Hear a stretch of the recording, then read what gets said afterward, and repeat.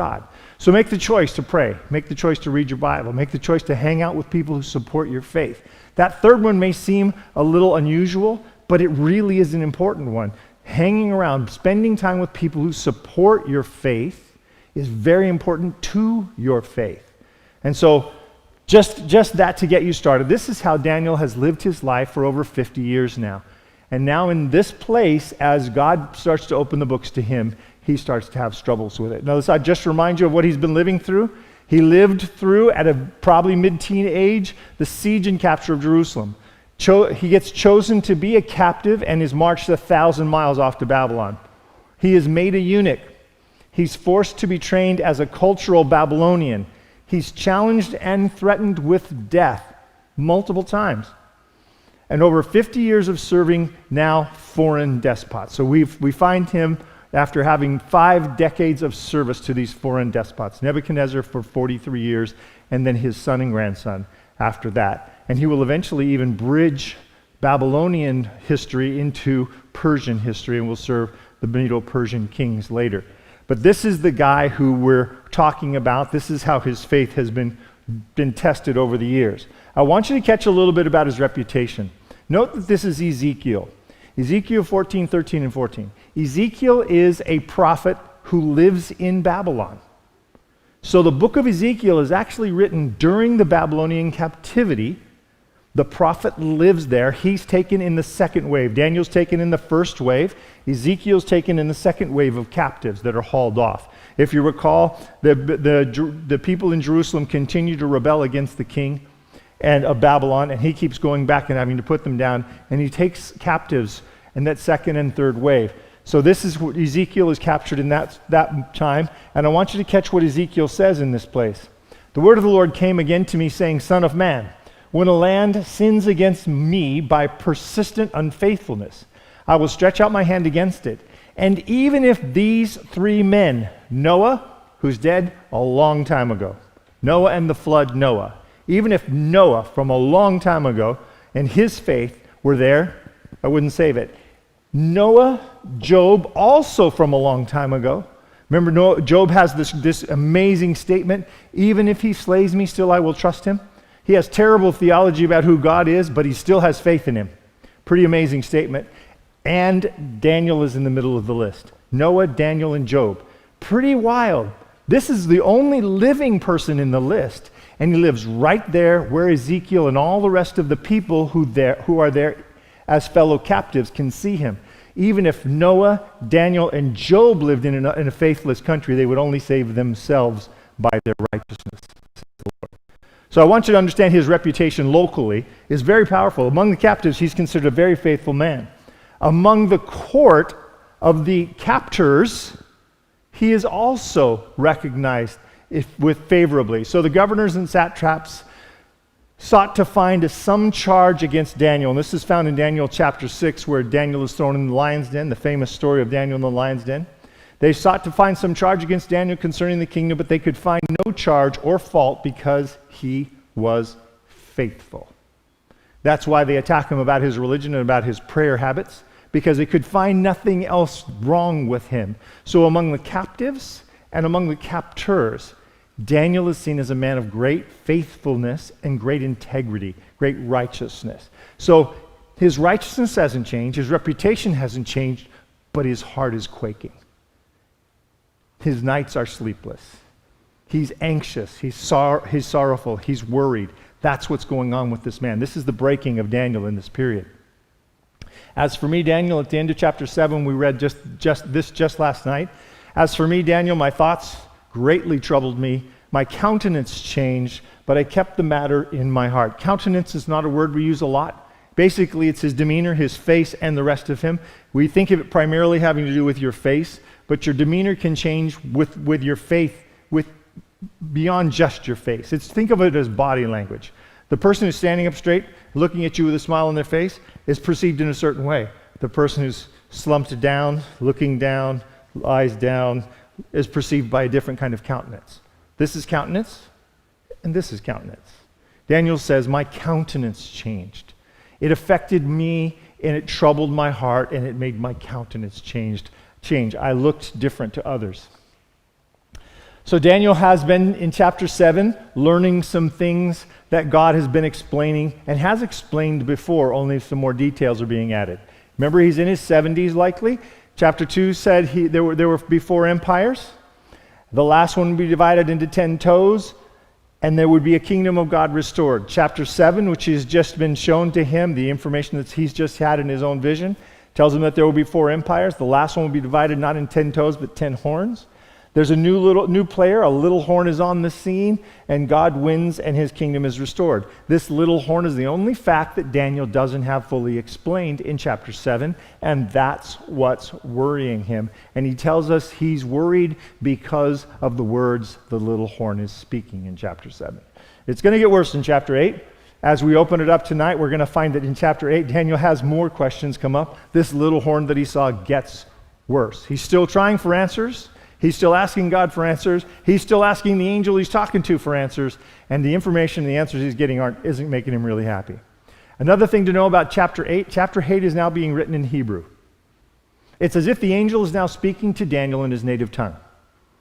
It is an interesting passage. It's an interesting change in the book of Daniel.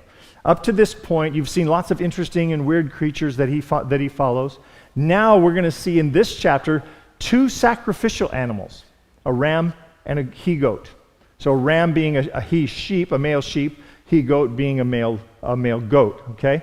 Those were acceptable sacrificial animals. Those are clean animals for a sacrifice. Number 2, the symbols are sacrificial animals. Number 3, specifically focuses on Palestine and the temple. So chapter 8 starts to drill in and focus on Palestine and talk about Palestine and the temple. This is what makes him, when we get to the end of chapter 8, you'll see he's gotten worse, not better. We'll get that at the end of our time tonight. So here we go. In the beginning, in chapter 8, verse 1, in the 3rd year of the reign of King Belshazzar, a vision appeared to me, Daniel, after the one that appeared to me the first time. Now let's notice the 3rd year. The last one was in the 1st year, so it's been 2 years. He's been asking God for an answer. Again, you ask for answers to your prayers. We always want the answer that moment. Daniel asks for answers. It takes 2 years for God to get back to him on this. Verse 2, I saw in the vision, and it so happened while I was looking that I was in Shushan, in the citadel, which is in the province of Elam, and I saw in a vision that I was by the river Ulai. So he recognizes the place where he is in vision. He's in another part of the community. He's off in a different place. The Ulai River is actually, we would consider it a canal, but he's describing it as a river. Verse 3, I lifted my eyes and I saw there standing beside the river was a ram which had 2 horns, and the 2 horns were high, but one was higher than the other, and the higher one came up last. Remember we saw this with the bear. The bear was raised up on one side. As it represented Medo-Persia, it's a really good picture of it, because the Persians become the stronger of the two. That the Medes and Persians form this alliance. The Medes are in the north, which I'll show you in a few minutes in a map, and the Persians are in the east, and they both attack Babylon as a set of allies, but the Persians become the dominant. And it becomes, in fact, a lot of history doesn't even mention the Medes, it just calls this the Persian Empire. I saw the ram was pushing westward, northward, southward, so that no animal could withstand him, nor was there any that could deliver from his hand, but he did according to his will and became great. If it's going west, north, and south, where's it coming from? What's the one thing that's not mentioned? The east. So from the east, it's going west, north, and south. So it's capturing things out in front of it. To its east, Persia is not needing to go further east. Once it's established itself in control, everything east is already under its control. Everything east will be under its control all the way to the Indus Valley in India, but it's the west that they're going to have to fight for. They're going to go west, north, and south. South is Egypt. North is going to take it up into the Black Sea, the Caspian Sea region. And west is going to take it all the way to the borders of Greece, which will be on the map. And as I was considering, suddenly a male goat came from the west across the surface of the whole earth. Came from what direction? Came out of the west, without touching the ground, and the goat had a notable horn between his eyes. Then he came to the ram that had 2 horns, which I had seen standing beside the river, and ran at him with a furious power. And I saw him confronting the ram. He was moved with rage against him, attacked the ram, broke the two horns, and there was no power in the ram to withstand him. But he cast him down to the ground and trampled him, and there was no one that could deliver the ram from his hand. So you get the picture. This out of the west comes this other creature, a ram. Now, remember you have a goat and a sheep here. So the ram is being attacked by a goat. So the sheep is being attacked by a goat. Don't put too much in that, but it's just what I want you really to catch is they're two sacrificial animals. This one has one prominent horn between its eyes.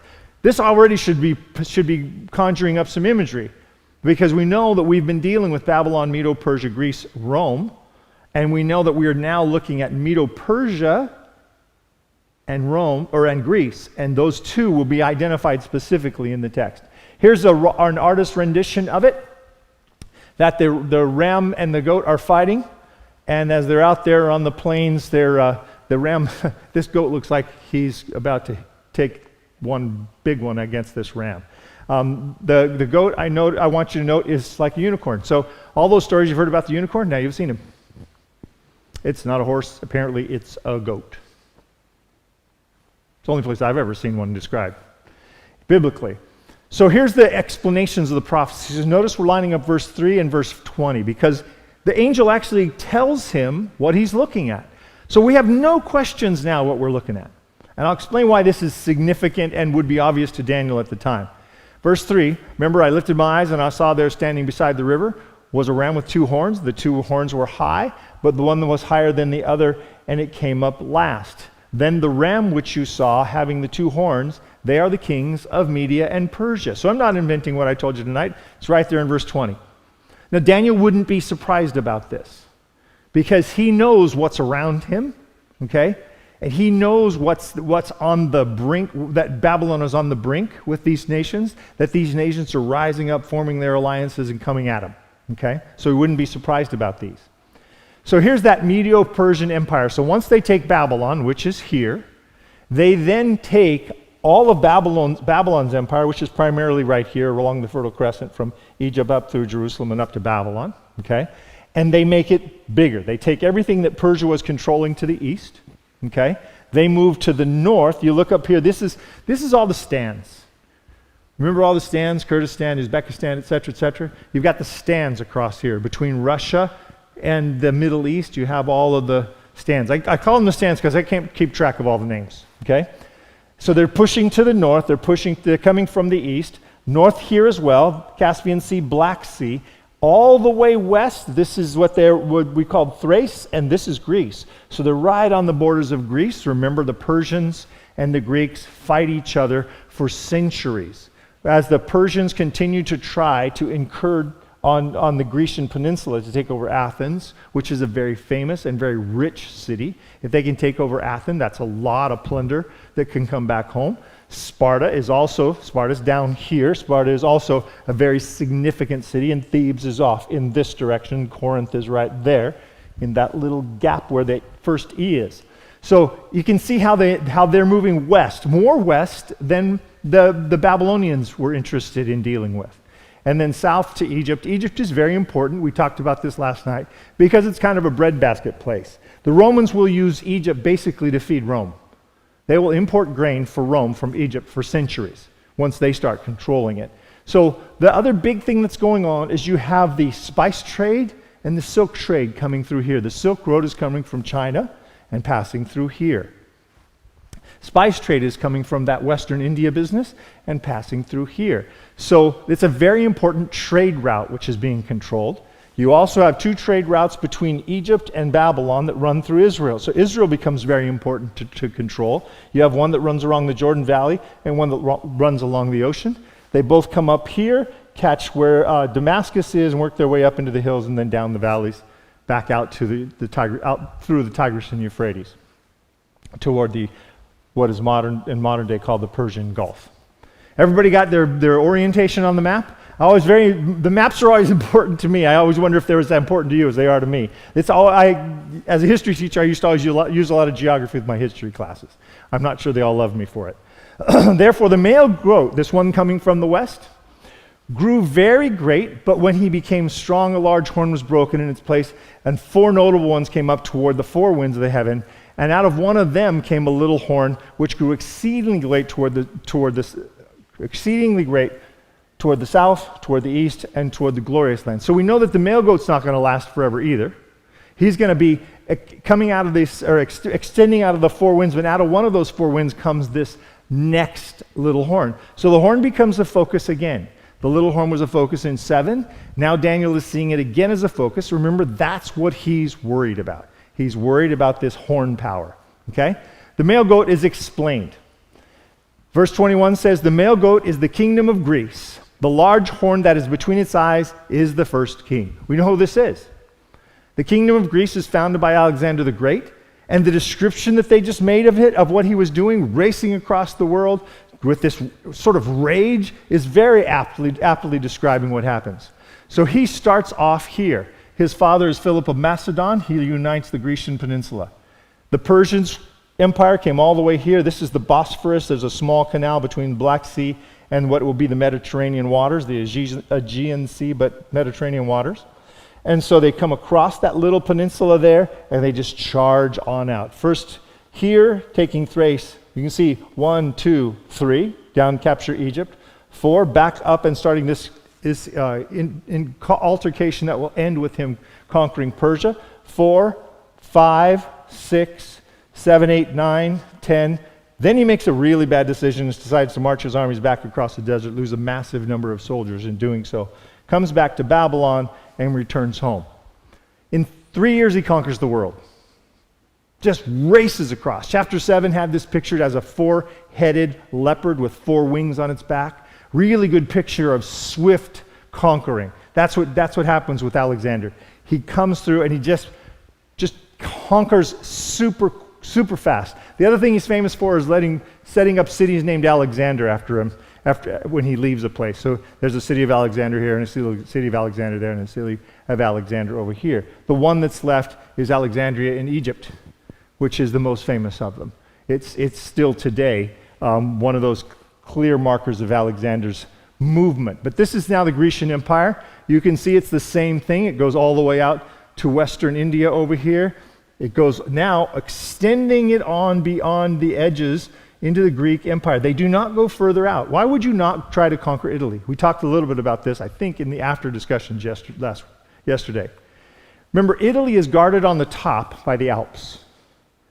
The Alps protect Italy from the north. The rest of Italy is surrounded by water. So Italy is a very defensible site. It has a really good, strong way of defending itself.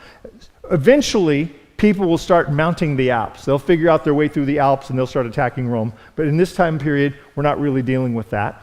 None of these militaries are really great at naval warfare. Persians coming all the way across here to have a navy, it's a lot of work. It's a big deal to have to try to move across. Even the Greeks are not ready to attack Rome by sea. So Rome is kind of over there like an engine that's being built. And they're adding cylinders, and they're adding cylinders, and they're adding cylinders, and this thing is getting more and more horsepower over time. As Greece is trying to control all of this, Rome is just getting stronger. And Rome is off in the distance, waiting for its moment in history to step out from the west, as described by our guide Daniel. So verse 22, the 4 horns are then explained also. As the broken horn and the 4 that stood up in its place, 4 kingdoms shall arise out of the nation that is Greece, but not with its same power. So after Greece is divided up into 4 parts, what happens when Alexander is killed is they first try to establish a dynasty in his son's name. His son, however, is only 12. And so they really aren't able to do that. Handlers, his mother, his grandmother, some of the generals, some of the leaders in the community are trying to control Greece and hold Greece together. And as they are trying to do this, they're running into resistance from 4 major generals, 4 really strong generals. They eventually end up killing off the mother, the grandmother, and the child. They kill off those who are trying to maintain this Grecian organization, this big empire, and they divided up among these 4 kings. And that is exactly what the Bible described as it was describing the division of that empire. So now, Cassander, Lysimachus, Seleucus, and Ptolemy. These are the 4 generals, and these are the regions that they took on. Cassander is the strongest. He gets home. He gets the homeland. He gets Greece. Lysimachus is considered second strongest. Okay? Seleucid is considered 4th strongest, and Ptolemy is considered 3rd strongest. Okay? What's interesting, however, is that this guy who's considered sort of the number 4 in line, eventually, between he and Cassander, they attack Lysimachus and divide up his territory, and you end up most of the time in this period of history with just 3 divisions of Rome. This is its initial start. This guy moves up this way, this guy moves over, and they do a kind of a pincer move and end up taking up Lysimachus' territory, and then actually Seleucid pushes Cassander back to the homeland as well. We won't get into too much of that, but there are some other revolts that go on, and Cassander is probably sorry at the end of the whole deal that he took Greece as his piece of territory. These 2 fight constantly. The Seleucid king and the Ptolemaic king fight constantly. Look where their border is. So they are constantly passing through here, fighting each other. And it makes Israel into a sort of a killing field. They're not there to kill the Jews. They're not there to attack Israel, but they're fighting each other, and they're causing a lot of havoc as they do so. This fact that there's a wrap around this, for a while, this region becomes independent. For about 200 years, it becomes an independent Jewish state within Greece. Okay? So they still consider this Grecian control, but it's Grecian subsets that are in control of Alexander's old nation. So the Bible predicts, again, what is coming in the future with great accuracy. A lot of folks ask, well, is the Bible really true? Can you really prove the Bible? Just Daniel by itself is such a strong anchor for what the Scripture teaches. It's such a strong anchor for belief in the Bible. The fact that the Bible can predict Alexander the Great will rise and conquer the world in 3 years, and oh, by the way, he's going to die. Who would have thought this guy's going to die in his 30s? He's going to die, and instead of this Grecian nation going on under the names of one of these people, it's going to end up being divided up among his 4 generals. This is a really accurate telling of history before it took place. And I'll tell you, this right here is why those who doubt the Bible is inspired by God force themselves to believe that Daniel is writing this story during this time period. Because they can't believe that he could see all this as future. And since they can't believe in that, they have to place him in the present and tell the story from here. And so it kind of breaks my heart that these folks have to make up a way for this to work so that they don't have to have faith. Because this is one of the greatest reasons actually to have faith. Here's the Bible telling you what's coming. The prophecy is explained here, the horns that came up out of the 4 winds. So remember, these 4 winds are going in different directions. A horn came up toward the 4 winds. Out of one of them, the 4 winds, comes a little horn which grew exceedingly great toward the south, toward the east, and toward the promised land. Now earlier we talked about it coming out of the west. We know in our list from Daniel chapter 2, you have Babylon, Medo, Persia, Greece, and Rome. We know that Rome is actually to the west. We know that's actually one of the 4 directions of the 4 wind. And it says, in the latter time of their kingdoms, when the transgressions have reached their fullness, a king shall arise. A new empire arises. And that new empire is the Roman Empire. This is the strongest, most powerful nation or powerful empire that ever really exists.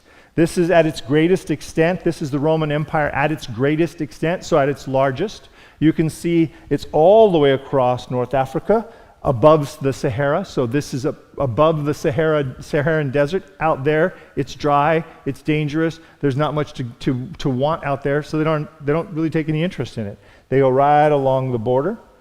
It's all the way out to what we would call modern-day Spain and Portugal. It's making its way up through France, through Central Europe. Germania is on the other side of the Rhine, and they want those crazy Germans to stay on the other side of the Rhine. Okay? Up here in Britain, they go all the way up to Scotland, and they build another wall across there and say, you crazy Scots can stay on the other side of the line. So Hadrian's Wall is the famous wall here. The Rhine River is the dividing line primarily for Germany, and Rome is happy with all of this. Now look at what they're carrying. Here's the land that they will call Media, Parthrum, and if you go back, here's our Caspian Sea again. Here's the Black Sea again. This is that place where the Black Sea flows into the Aegean. That's the Bosphorus. This is that peninsula right here is where Istanbul is. Today, modern Istanbul actually is on both sides of that. This is the height of power for Rome. This is when Christianity rises. This is the time frame in which Christianity rises. So Christianity shows up on the planet when Rome is covering everything that these major empires have covered. It's very important to note this, okay? Persia had built sort of Pony Express lanes out to the rest of the nation so that they had routes already covered and drawn out. Greeks follow mostly that. The Romans start to build roads. And the Romans build roads that are sometimes 20 feet deep. In soft soil, they will dig 20 feet down and refill with gravel and rock until they get right to the surface, and then they use pavers that are often this big around. So those top pavers are not going anywhere. There are Roman roads still around. There are modern roads built on top of Roman roads in our world, in Europe. So the Romans begin to build the infrastructure of what we know as modern-day Europe. Mile marker 1 in the Roman story is here in Rome. Literally, you can go there today and you can see mile marker 1. You can go to the Roman Forum, walk in among the ruins, walk in on a Roman road and see what they were doing. You can come to Jerusalem, you can walk through Jerusalem, and you can find yourself walking out of the modern pavers onto big, giant Roman pavers that have been there since the 1st century.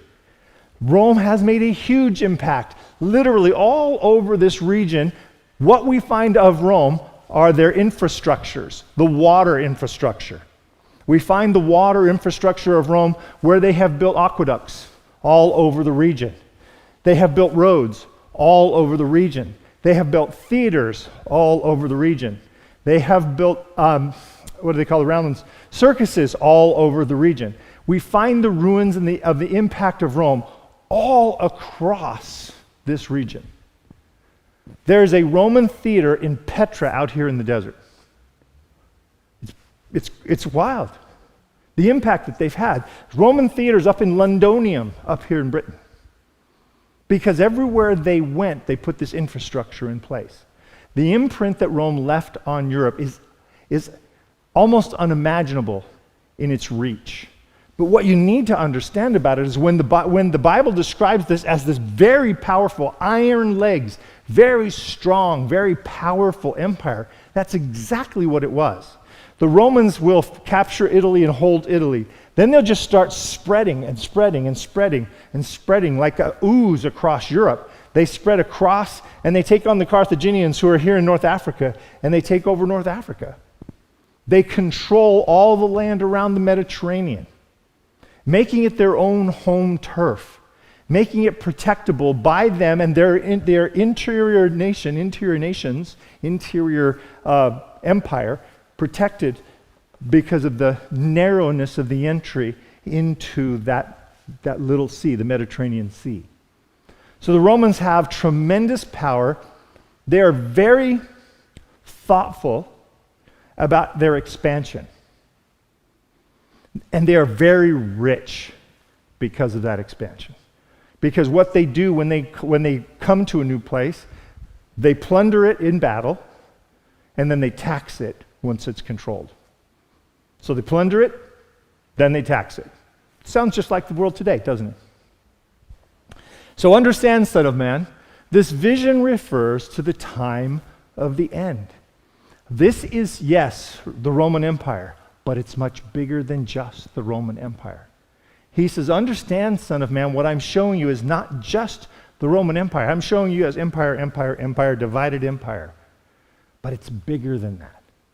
Understand, Daniel, that this thing refers to the time of the end. He's telling Daniel, what I'm trying to show you is that God wins. It's the story in chapter 7. It's the story in chapter 8. Daniel is focused on the losers, but God is focused on the win. God says, look, Daniel, I will take care of this whole mess. I will clean this up. There's going to be an empire, another empire, another empire. Then it's going to be split up, those 10 toes in chapter 2, those 10 horns in 7 and 8. That split is going to then create a giant mass of nations, which we all know as Europe. And he says in chapter 7, in the time of those kings, the kings of Europe, the Son of Man will come. Judgment is given. Just judgment is found on behalf of the saints. He keeps telling Daniel, don't worry, I got this. And Daniel says, but there's some stuff I'm still not clear on. There's some stuff I'm worried about. Can you please explain? In the latter times of their kingdom, when the transgressions have reached their fullness, a king shall arrive having fierce features who understands sinister schemes. If there was ever a good description of the empire of Rome, a king who understands sinister schemes is a great description. Because the Romans, there's some pretty sinister things that go on in that empire. The Roman Republic falls into the Roman Empire as the Republic begins to fail, and they begin to literally murder off various leaders within the Republic and then establish themselves as an empire run by the Caesars. And if you remember the word Caesar, think of the word czar. The czar was simply declaring himself a Caesar. This was true of everybody who tried to unite Europe. They all sort of took themselves to be little copies of the Caesars. And they were trying to unite Europe again like the Romans had done. Hitler did it, Napoleon did it, Charlemagne did it, the czars did it. Everybody was trying to establish that idea. Verse 24, speaking now about this little horn power, his power shall be mighty, but not by his own power. I skipped something there. I said something that needs explanation. This little horn power now in chapter 8 represents all 10 horns from chapter 7. The other 10 don't even get mentioned because Daniel's not really interested in the other 10. He's interested in the little one. He wants more information about that. And that's what he ends chapter 7 with. 2 years later, God tells him he doesn't even mention the 10 now. He just mentions this little one. He shall destroy fearfully, shall prosper and thrive, and shall destroy the mighty and also the holy people. Through his cunning he shall cause deceit to prosper under his rule. He shall exalt himself in his heart. He shall destroy many in their prosperity. He shall even rise against the prince of princes, the Messiah, but he shall be broken without human means. Imperial Rome does all these things. So does papal Rome. As this description is being given, it's similar to what you find when you're reading Matthew 24. In Matthew 24, the disciples ask 2 questions. And they get one answer that answers both questions, and it's hard to sort it out if you don't know that there are 2 questions answered at the beginning. Matthew 24, what shall be the sign of the end of the age and of the destruction of Jerusalem? They think those are one thing. Jesus explains this destruction of Jerusalem and the end of the age, but he doesn't separate it for them. Remember Jesus' statement to them? I'm not going to tell you everything because you can't handle everything I know right now. Same thing's true of Daniel. God doesn't give him a very, very deep understanding of this. He gives him a fairly broad sweep of it because he's only really interested in the little horn because of what it does to people of God. But both Imperial Rome attacks the people of God. In fact, Imperial Rome, the ones who destroy the temple, remember? Imperial Rome also attacks them as a populace, and in 138 spreads them all over the empire. Reality is it spreads them up in Germania and off in Spain. And if you think about the Roman Empire, you want to get somebody as far away as possible, the Germanic area is a good place to put them because nobody wants to go across the Rhine. There's lots of land there. The Germans are not too heavily populated. They send the Jews into that region. So Germania would include all of Germany, Poland, Czech republics, all of that's Germania. And then off to Spain. Why Spain? Because it's the end of the world as far as a Roman is concerned. You send them off to Spain, it's like sending them over the edge of the cliff. So they send the Jews off into the 2 corners of the Roman Empire where they won't be bothered with them. And again, in about 138, after the Bar Kokhba revolt. So the Roman Empire definitely does those things. But remember we said, Daniel has no concept of you. He has no concept of Christianity coming in after Judaism. He has no concept of the Messiah being rejected by Judaism. He has no concept of you. And so God doesn't try to explain that concept to him. Imagine how that would have blown his mind. Oh, and by the way, the Jewish people are going to be, they're going to reject the Messiah when the Messiah comes. And you know, when they do that, there's going to be another sort of a new generation of the people of God, and it won't be the Jewish people anymore. There won't be a nation, in fact. It will be every nation. It will be Gentiles from all over the world. Daniel would have just been spinning, going wild at that time. He may have just simply lost his mind. So he has no way of understanding you. But what happens next? As you recall, Rome divides into these 10 little parts. And the one who controls it becomes a religious leader, not a political leader. It's kind of a religio-political leader. But what the control of Europe becomes papal by the time Rome is in decline. So I want you to catch how that decline really kicks in. Christianity, this purple mark represents the spread of Christianity. You notice how these two maps are similar? We'll show you this map a little bit smaller so you can see the fringes of it. But if you look at it, almost all the Roman Empire is included in this. Christianity spreads across the Roman Empire. By the 3rd century, Constantine becomes the new Roman emperor. He sees what Christianity is doing. Constantine, now, okay, I have a tendency to want to throw Constantine in the fake Christian bucket. So let's give Constantine his due. He converts to Christianity. His claim about his conversion is this: I had a dream. I had a vision while I was dreaming, and this angel came to me and told me that the battle that I'm about to fight here in Rome to become the next emperor, if I will fight under the banner of the cross. His mother's a Christian, so he knows what this is. Okay, his mother is Helen, St. Helena up there in the Napa Valley, named after her. His mother is Helena. So he puts these crosses on all of his banners that he's going to march out to war with. He marches across the bridge, confronts the other general who's coming in. He is victorious in the battle, claims Rome as his empire, claims to be the emperor, marches his soldiers through the river, declaring them all Christians, having now been baptized, declares himself a Christian, and more importantly, declares Rome a Christian nation. Okay? You got all that? Big thing happened that day. Constantine, however, knows the vulnerability of Rome now, because the Vandals and others have come across from Carthage and other places and figured out how to get through the Alps. Rome has been sacked several times now. He starts looking for a more defensible place. Now, as a strategic move, this is brilliant. If it's not a real conversion, it's a brilliant strategic move. Because what he does is he looks at the world around him and he says, wow, Rome is becoming Christian. Let's join the winning team. Okay? Now, God may have put him on the winning team, so pick which one you want to put. But it puts him now at the center of a movement that's overwhelming his nation, his empire. He then says, Rome keeps getting attacked and sacked. Not a good place for me to live. So he picks Constantinople as the place where he will live. He builds a city right here on the Bosphorus. Now again, this is where Istanbul is today. He builds a city right there on the edge of the Bosphorus. This is the city he builds. What's important for you to note? There's a wall across this peninsula. You want to get a good, safe place? Rome was a giant peninsula, right? You got water all the way around it. You build a wall across. Then, another defensive barrier here. Another defensive barrier here. He starts building defensive barriers across to protect the city.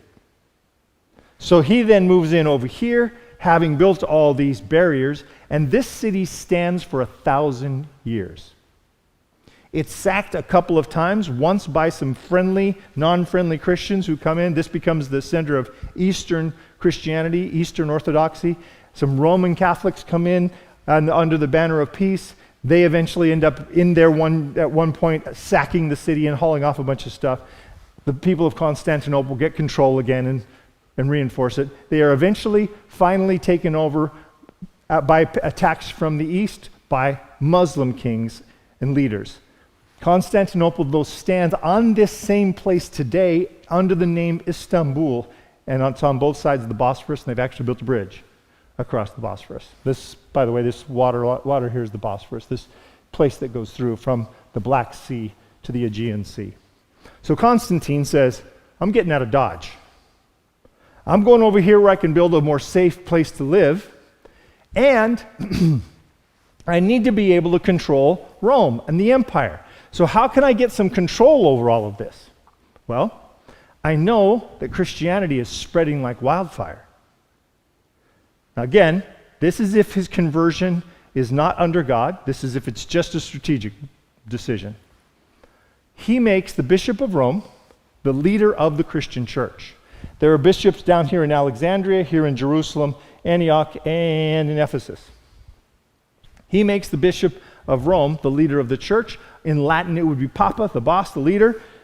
Of the 5 bishops, he's Bishop 1, and they are 1A, B, C, D, etc. Okay? That allows for him to have influence over the leader of the church and therefore the church. Do you see how smart this is? He sees the handwriting on the wall and sees that Christianity may be the best way to control his empire. He builds this relationship between church and state, which at the beginning is very small, because the other bishops aren't easily giving up their authority. The other bishops are not saying, oh, sure, yeah, you're in charge. The bishops are exercising their own authority and staying strong as leaders in their own right. But eventually, it takes about 200 years, that strength and power grows. And truly, as Rome is divided up by the Huns basically into its parts, even they become influenced by Christianity. I'll give you a simple description of it. So here is where, off here in the east, is where Eastern Orthodoxy is happening, and Christianity is growing in the east. The Eastern Orthodox Church, sometimes called Byzantine Church or Byzantine Church, goes right up through all these crazy Germans here. Some of our earliest reports about these Germanic tribes are from these Christian missionaries who have gone up to convert them to Christ. If you know anything about Eastern Orthodox Church, they're very successful. They get all the way into Russia. The Eastern Orthodox Church influences this entire area. In fact, one of the original missionaries is a guy named Cyril. These people, now mixes of Huns and Germans in this region, have no written alphabet. And so he takes their language and he converts it to writing known as the Cyrillic alphabet. And it's still the alphabet used as part of the world today from a Christian missionary. So understand that this is a very smart man. If this is a political move, smart man. If it is led by God, God blesses him tremendously because it gives him a way to reach all of this through the church. It gives the church a great deal of authority, which they begin to exercise and strengthen their ties, claiming eventually that this bishop is not just a bishop, but he's actually the vicar of Christ, the voice of Christ on the planet, a representative of Jesus on the planet. And what he says is the same as what heaven says. And so that becomes this extremely authoritative place. There's military access and the use of militaries by this group to put down rebellions. These bishops and these leaders become very, very wealthy, very, very powerful. And I'll give you an example of one way you really get a hold of power. If you're the preacher and you can hold this kind of power, you got a lot going on. All of these various kings in here are only king because God says you're king. And how do I know God says you're king? Because the Bishop of Rome, Papa, has said God says you're king. So, if you're messing around and you're doing something that he doesn't like, he could easily say, God says you should no longer be king. It's called the divine right of kings, and as long as the one who understands and reads the divine tea leaves is in office in Rome, he really has a great deal of control on the kings. This will continue for over 1,000 years, primary control over Europe by this particular sort of religio-political arm of the church. Here's the interesting part about this. This 10 horns describes very well the way Rome is divided up. The 10 horns that we see, the 10 toes that we see. The little horn describes very well the way Christianity actually ends up taking over the authority here. Now, I don't want to paint too broadly, with too broad a brush on this, because what you're looking at really is two things: a very political organization in the leadership of the church, and in the day-to-day workings out in the parishes, some very committed, very strong leaders who love their people. When we'll get, oh boy, we won't have time to get into that in Revelation. Revelation describes this time period, and it describes it not with strong, angry words against. It describes it with a mix. Knowing that the political arm is pretty messed up and pretty corrupt, but knowing that the average parish priest loves his people. The average parish priest is the smartest person in his village. He's often the doctor, the dentist, he's the counselor, he's doing a whole bunch of things. When plagues roll through these villages, it's the priests and the nuns who are going from house to house, helping and caring for the people. They're the people who, if you need something sewn up, it's usually the priest or a nun who's going to try to stitch you back together. They are the people who are doing the ministry in the villages. So separate the political arm of the church at the time, which is pretty corrupt, from the actual parish priest who is trying to do his best for his parish. And I think if you can separate those two, you can see why Revelation doesn't just slam this particular time period when it talks about it, because it's talking about two things. It's talking about this very corrupt political arm and these local priests who are very committed to their people. Okay? Catholic Church, Catholic means universal. And so they're simply saying, this is the church. This is the name of the church, Christian. Okay? And it will break up into pieces, the Orthodox being one of the first pieces that breaks off. The Arian church that comes into Carthage, the Ostrogoths and the Visigoths are Arian. They end up in battles with the Pope, and it's one of the ways he establishes his authority, as getting rid of them. But that stands until the Protestant Reformation. The Protestant Reformation finally then kind of breaks the church into a bunch of pieces and brings relative freedom of religious expression. And relative is an important word, because from one kingdom to the next, it's a different relative. You could be in a Catholic kingdom, you could be in a Lutheran kingdom, you could be in a Calvinist kingdom, and you had to behave like one of those. If you go up to Britain, you're in an Anglican kingdom, now you have to behave like one of those. And so there's relative freedom because there are state churches in all of those places. When the United States is formed, one of the primary things they're attempting to do is get away from the idea of state church. It's why the separation of church and state is instilled in the founding of our country, because they were getting away from state religions. Government unified with church. When you unify government and church, you ruin both. Government kind of breaks itself already, but long discussion. But we covered a lot of history. So I'm going to try to get this quick. This little horn specifically attacks the glorious land. We know that this was true of the Roman Empire. It's also, however, an interesting parallel within the leadership of papal Rome, because it does also attack the glorious land, and specifically Jewish people. It destroys the mighty and also the holy people. That's clearly what's going on with pagan Rome, imperial Rome, and it's also true of pagan Rome, or papal Rome. Again, the attacks on the Jewish people are very much a part of this holy people description for Daniel, because he's not going to understand Christianity. Rises against the Prince of Princes. The Romans crucified Jesus. The Pope claims to be Jesus. That takes away the daily sacrifice. Rome destroys the temple, and the papal fiat states that the bread of the communion is actually the body and blood of Christ. Makes it to be actually that thing.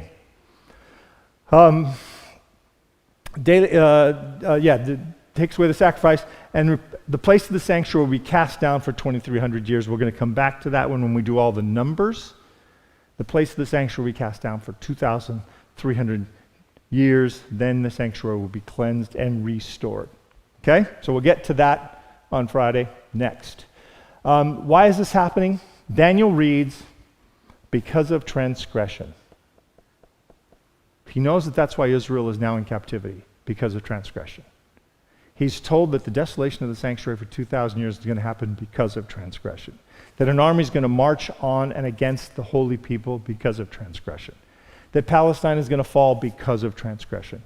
And he realizes his heart is broken because he realizes we're going to do this again.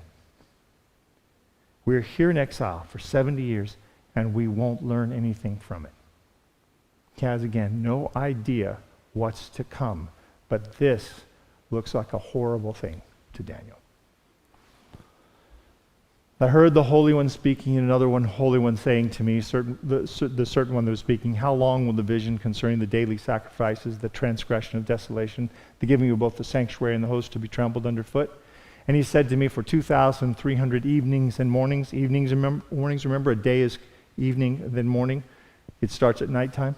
Evening is morning, then the sanctuary shall be cleansed. Daniel recognizes this as a year for a day. Ezekiel has been teaching a year for a day there in the captive place. Remember, Ezekiel is the book that's being written parallel to Daniel's life. And then he says to him, seal up the vision of the evenings and mornings, which was told to you. Seal up the vision, for it refers to the many days in the future. And Daniel ends chapter 8, and he's sick. He ends chapter 7, he's sad, he's heartbroken, and his countenance has changed.